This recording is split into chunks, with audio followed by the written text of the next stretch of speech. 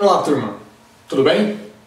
Vamos dar continuidade então à nossa análise de aceleração de mecanismos com base na modelagem no plano de Argand de Gauss para mecanismos planos, tá bom?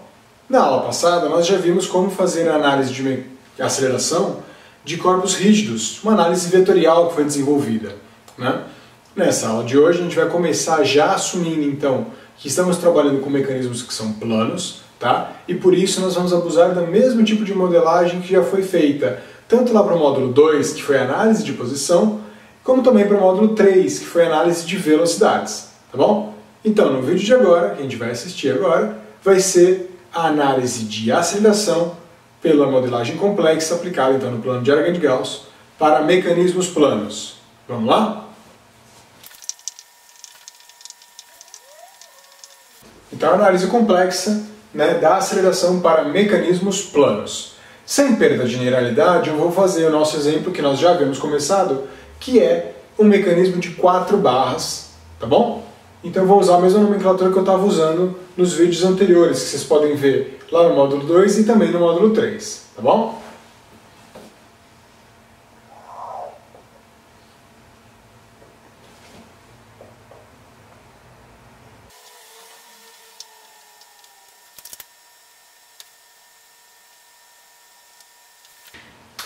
Então, pessoal, aquele era o nosso mecanismo clássico de 4 barras que estamos desenvolvendo na nossa análise, tá bom? Nós temos, então, aqui o nosso elo 2, então ele tem um comprimento L2, temos o nosso elo 3, que liga os pontos C e D, que tem um comprimento L3, e temos também o nosso elo 4, que liga o ponto O4, que é essa nossa articulação.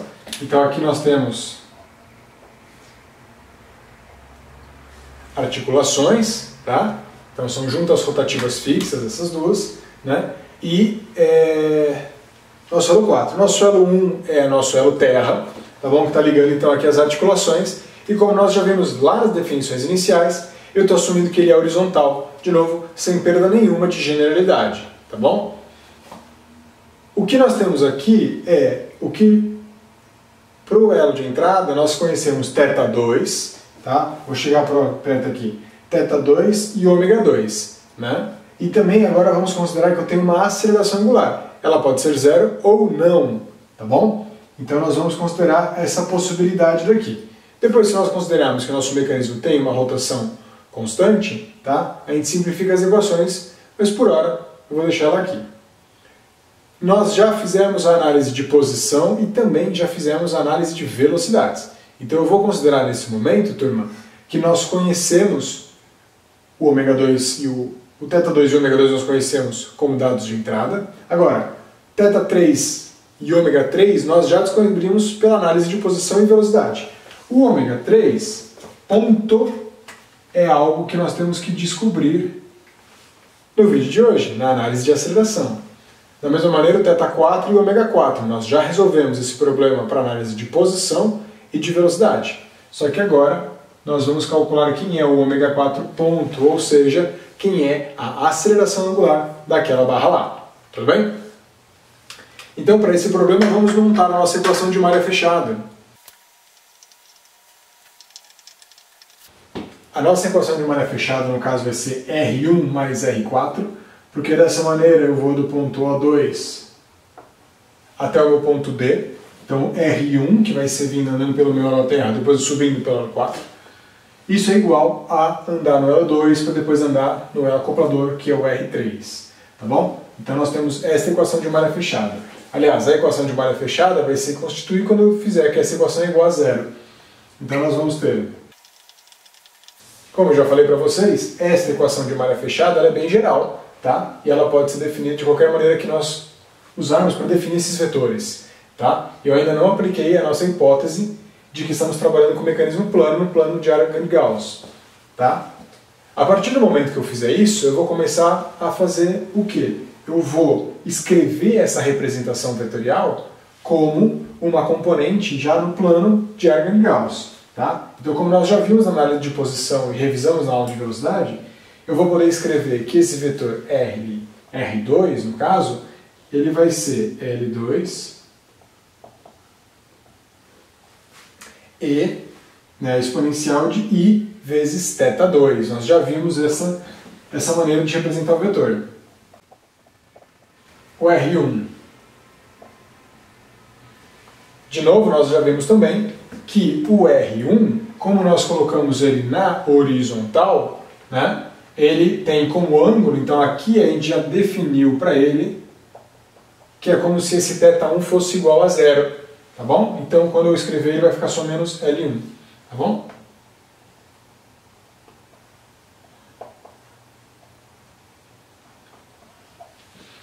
Então agora sim, nós temos a nossa equação de malha fechada aplicada ao plano de Argand-Gauss, então na nossa modelagem completa, para modelar o nosso mecanismo de 4 barras, tá?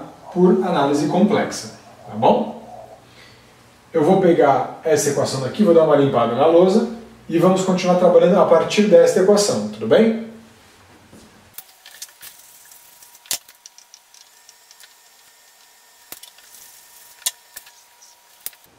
Bem, turma, havíamos chegado nesta equação. O que nós já fizemos na análise de posição foi resolvermos esta equação dado o θ2, que é o nosso elo de entrada. Lembrando, é claro, que nós já consideramos que o nosso mecanismo foi desenvolvido, ele já foi sintetizado, e nós conhecemos os comprimentos dos elos, né? O L1, L2, L3 e L4 são informações já disponíveis, tá? Então, quando nós resolvemos a análise de posição, né?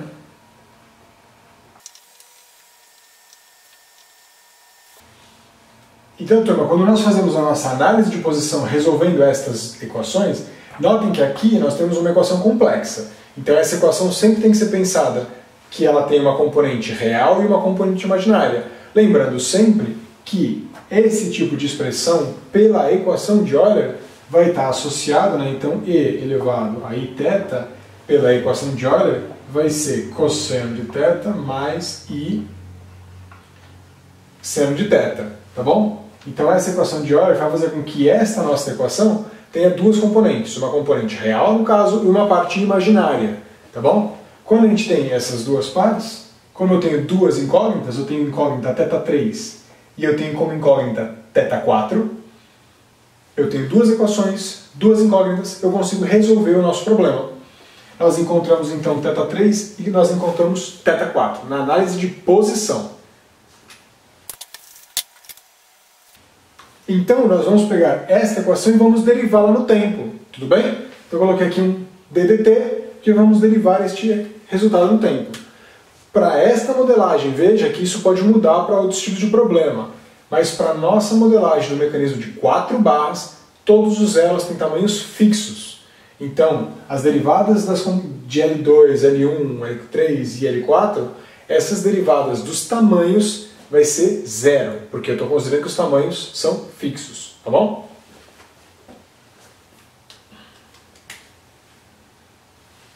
Quando eu derivar esta componente, então foi o que eu falei, os comprimentos são fixos, eles não vão mudar, só que eu vou ter a derivada dessa exponencial.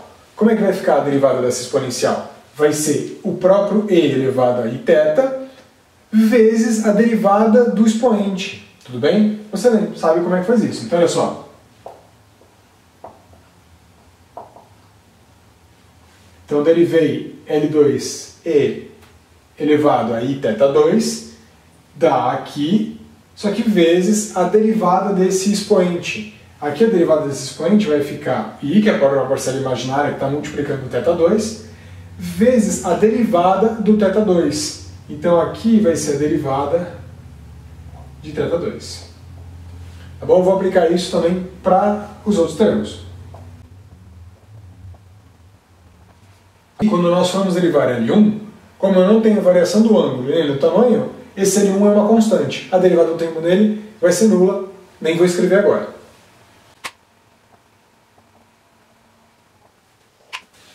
Então olha só, turma. Tínhamos 1, 2, 3, 4 termos, nós derivamos e agora temos esse produto com 3 termos. Lembrando que essa derivada de L1 foi embora, tá bom? Só que algo que a gente pode melhorar aqui, até aproveitando a definição que nós já fizemos de velocidade angular, eu vou escrever, ao invés de dθ2 dt, eu vou escrever ômega 2. Aqui dθ3 dt, eu vou escrever como ômega 3, E aqui, dθ4 dt, eu vou escrever isso como a velocidade angular ômega 4, né, a velocidade angular do nosso elo 4. Então nós vamos ter o seguinte resultado.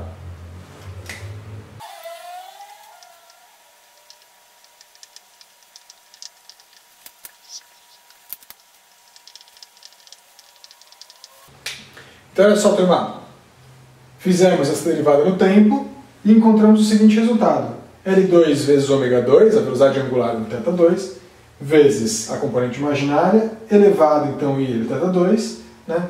Então somando com a parcela do elo 3, subtraindo com a do elo 4, né? Então chegamos nesta nova equação, que é uma equação complexa, lembrando de novo que ela tem duas componentes, né? Ela tem uma parte real, ela tem uma parte imaginária, tá? E esta equação é a que sustenta, é a que faz validar a nossa análise de velocidades, tá bom? Então está aqui a nossa análise de velocidades. O propósito de resolver esta equação é justamente encontrarmos ômega 3 e ômega 4. Notem que para resolvermos esta equação a fim de encontrar ômega 3 e ômega 4, é preciso que conheçamos quem é θ2, quem é θ3 e quem é θ4. Ou seja, antes de resolvermos esta equação, nós já resolvemos esta equação anterior da análise de posição, tá bom? O que a gente vai fazer agora é derivar esta próxima equação para finalmente chegarmos à nossa análise de aceleração, que é o tema do vídeo de agora.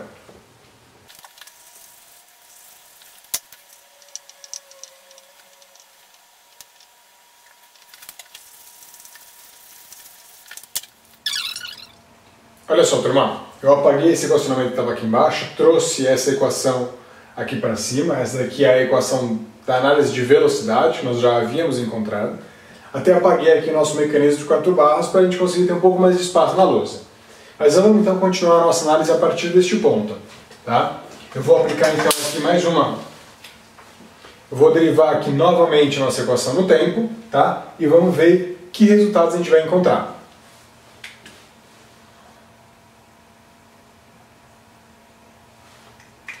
Então vou derivar no tempo novamente, tá?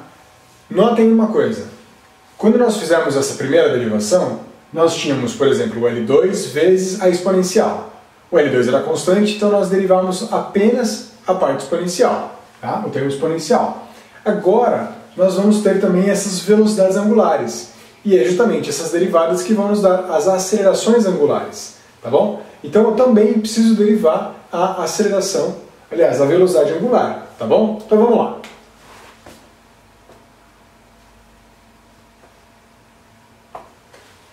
Aqui eu tenho a velocidade angular vezes a exponencial. Então quando eu fizer essa derivada, eu vou ter a derivada do produto, né? Eu vou ter então primeiro a derivada da primeira parcela vezes a segunda, mais a primeira parcela vezes a derivada da segunda, tá bom? Então esse termo daqui que era 1 nesse ponto, ele vai virar 2 por causa da derivada do produto, tá bom? Olha só então, aqui eu tenho meu L2, derivei o ômega 2 e mantive, né, o resto. Então, I vezes a exponencial de E elevado a I elevado a 2. Depois, o que eu fiz? Eu mantive L2, ômega 2 e I, isso tudo aqui é constante, e eu derivei só a exponencial. Então, a derivada da exponencial, como a gente sabe, vai dar a prova exponencial, vezes a derivada do expoente, tá bom? Que vai dar aqui, então. Então, esse primeiro termo abriu nestes dois. Vamos continuar com estes outros dois termos.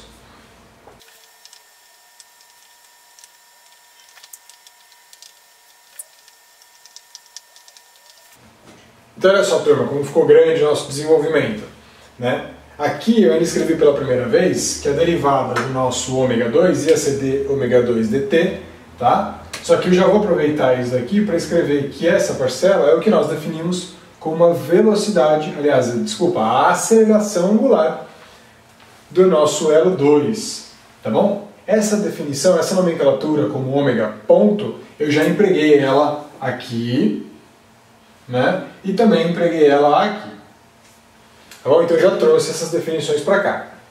Uma outra questão que eu tenho que deixar claro é que quando eu faço a derivada das exponenciais, né, eu teria a derivada do expoente. E nós já vimos também que a derivada de I θ2, no caso, vai ser I vezes o ômega 2.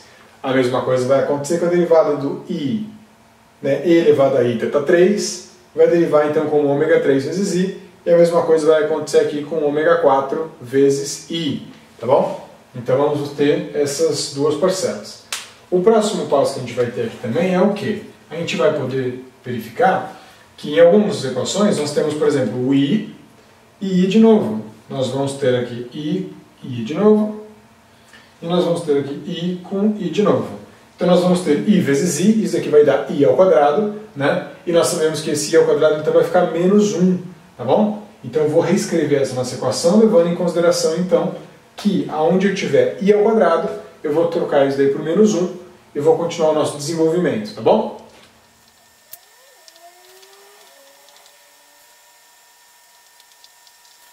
Uau! Turma, temos então esse desenvolvimento. Vamos ter aquela equação. Aqui eu já abri trazendo a equação de Euler também, né? Então onde tinha E elevado a I vezes θ, eu já separei cosseno desse ângulo mais I seno desse ângulo, né? Então temos toda essa nossa abertura e agora sim a gente consegue ver de uma maneira mais clara quais são as partes reais e qual é a parte imaginária dessa nossa equação. Essas duas partes têm que ser satisfeitas ao mesmo tempo. Então, destas três linhas, que por enquanto é uma única equação complexa, eu vou conseguir escrever um sistema de duas equações, um pouco mais simplificado, tá bom? Que vai me permitir escrever, então, uma equação matricial para resolvermos esse problema em função, claro, lembrando que o nosso objetivo nesse momento é encontrarmos o ômega 3 ponto e o ômega 4 ponto. Tudo bem? Vamos ver a próxima etapa. Então, olha só, chegamos aqui e vamos desenvolver mais uma etapa. Vamos ver como é que fica.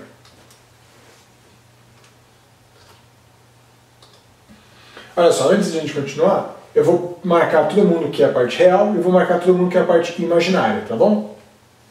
Eu vou marcar a parte real de azul e a parte imaginária de vermelho.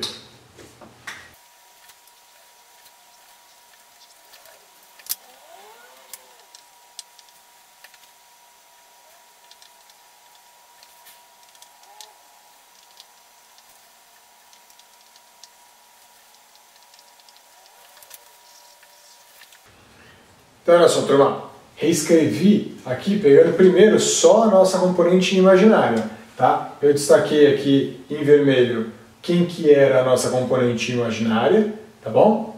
E aí agora eu vou fazer o mesmo procedimento para a parte real da nossa equação, para que a gente possa escrever uma outra equação desse tipo aqui, tá bom? Vamos ver como é que fica?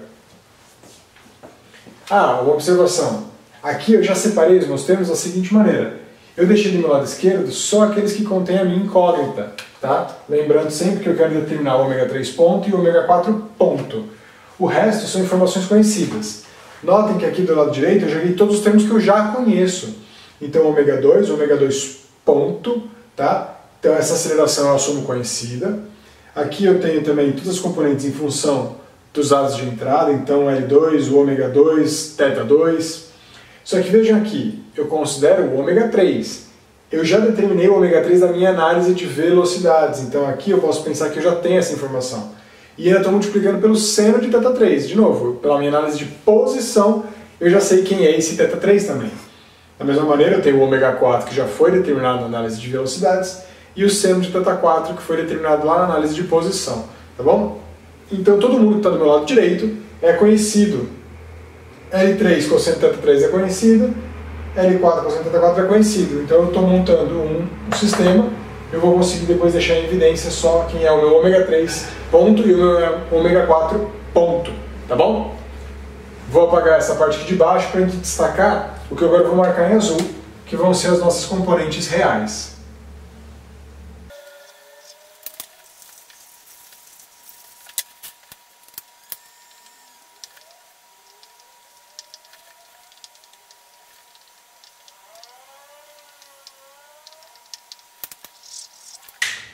Então, olha só, agora nós fizemos o mesmo procedimento separando a parte real, que eu destaquei aqui esses termos em azul, e eu juntei a parte real numa única equação.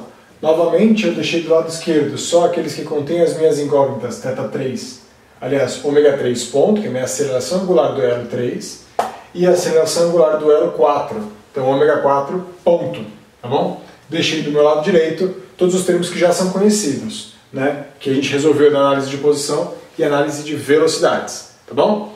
Então Então eu vou fazer agora há pouco a gente tinha aqui uma expressão em vermelho para a parte imaginária, acabei de desenvolver essa equação em azul, que foi então resolvendo para a parte real. Vamos juntar essas duas partes numa única equação matricial para que a gente possa resolver então esse sistema e finalizar a nossa análise de aceleração para calcular quem é ômega 3 ponto e ômega 4 ponto. Vamos ver como é que fica?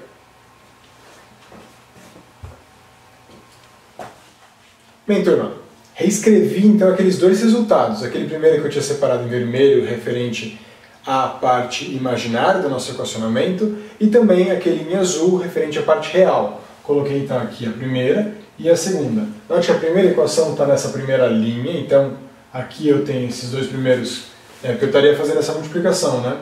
L3 cosseno θ3 com ômega 3, e depois menos L4 cosseno θ4 com ômega 4 ponto, tá? Então eu acabei pegando aquelas duas equações que nós tínhamos e montei, né, numa única equação matricial, tá? Então aqui eu tenho um produto de duas matrizes, né, uma matriz e esse vetor, né, vai dar igual então nesse vetor. Aqui, como os termos são muito longos, acabou ficando bastante linha, mas eu tenho, notem, apesar de parece ter 4 linhas aqui, na verdade eu tenho duas posições só. Eu tenho todo mundo que está aqui em cima, então eu tenho 4 termos nessa primeira parte, tá? Só que todo mundo é constante, todo mundo é conhecido para esse momento da análise. Reforço que eu conheço as posições e velocidades, eu conheço quem é θ3, quem é ômega 3, tá? E os dados de entrada, como ângulo, o ângulo θ2 e a velocidade ômega 2, são também características de entrada, tá? Aqui eu posso também ter a minha aceleração angular, que é o o ômega 2 ponto. Então estes 4 termos fazem a primeira linha aqui na minha igualdade, né? E aqui eu tenho outros 4 termos que são na parte de baixo, né?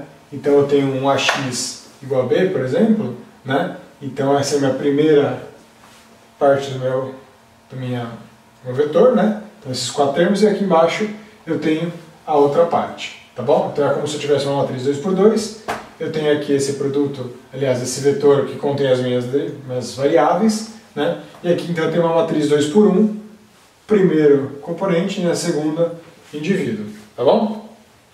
Então com base nisso, essa matriz aqui do lado esquerdo também é completamente conhecida, eu consigo resolver esse nosso sisteminha de maneira bastante simples e bastante prática de implementar, tá bom? Até por isso que eu montei desse jeito. Porque depois, quando nós vamos fazer a nossa análise dos mecanismos, né, a gente vai já fazer essa combinação toda de uma vez. Eu fui separando aqui nos módulos por uma questão de apresentação didática do material. Mas claro, quando a gente apresenta tudo isso daqui de uma vez só, a gente resolve o nosso mecanismo, a gente já define a posição, resolve a posição, resolve a velocidade, resolve a aceleração, né, para resolver isso tudo de uma vez só. Queria só trazer mais uma discussão antes da gente finalizar essa aula, que é o quê? De novo, aqui as nossas acelerações, né, elas vão ser função então também da aceleração de entrada. Mas veja que, ainda que a aceleração do elo de entrada seja zero, ou seja, ainda que o nosso elo de entrada rotacione com velocidade constante, o único termo que vai zerar vai ser esse ômega 2 ponto e esse ômega 2 ponto, certo? Então aqui eu ainda vou ter várias outras componentes de aceleração, tá? Então é bastante claro que existem pontos que eu não vou ter aceleração por qualquer motivo ali, mas, em geral, ainda que o meu elo de entrada apresente um movimento de rotação constante, eu vou ter sim a aceleração dos outros elos, tá bom? Então, como eu tenho esses outros elos acelerando, eu vou ter sim uma parte dinâmica muito importante para considerar, tá bom? Então, bem, esse resultado aqui depois a gente vai então implementar para resolver a nossa análise de posição. Lembrando sempre que esse desenvolvimento todo foi feito para um mecanismo de 4 barras, tá? Mas poderia ter sido implementado para um outro tipo de mecanismo. Ressalto e destaco novamente que uma hipótese importante que nós usamos aqui foi que todas as nossas barras tinham tamanhos constantes, né? Dependendo da maneira como nós fazemos a nossa equação de malha fechada, né, pode ser que a gente defina um vetor que não é exatamente um elo, tá? Então é claro, os elos são sempre de tamanhos fixos, mas pode ser que eu defina meu vetor de uma combinação um pouco diferente, a gente pode ver isso em alguns outros exercícios depois, mas o importante é, nessa nossa análise eu não derivei os L's, os comprimentos, tá bom? Tá aí, essa é a nossa análise de aceleração, então a partir desse momento nós já conhecemos toda a parte cinemática do nosso mecanismo, tá bom? A gente tem a geometria, tem a análise de posição completa, velocidades e acelerações. Agora a gente já está com tudo pronto para a gente poder começar daqui a pouco a análise dinâmica. Só que antes da gente começar a análise dinâmica, é interessante que a gente faça algumas outras observações. Nos próximos 2 módulos, eu não vou começar, então nós estamos agora finalizando pelo menos essa parte da teoria do módulo 4, tá? Só que nos próximos 2 módulos eu não vou já entrar na parte da dinâmica. No módulo 5 a gente vai ver um conceito muito interessante, um tipo de mecanismo muito útil e prático, que são os camis, tá? Eu vou deixar para falar mais deles no módulo 5. E no módulo 6 nós vamos falar das tão famosas engrenagens, tá? Então a gente vai dar uma pausa um pouco nesse tipo de equacionamento para apresentar algumas outras soluções também muito importantes e associadas ao projeto de desenvolvimento de máquinas e mecanismos, tá bom? A gente retoma então essa análise da dinâmica no módulo 7. Vejo vocês já no próximo módulo, não precisa esperar até o 7 não. Vejo vocês nas aulas de camis e nos próximos exercícios. Até mais!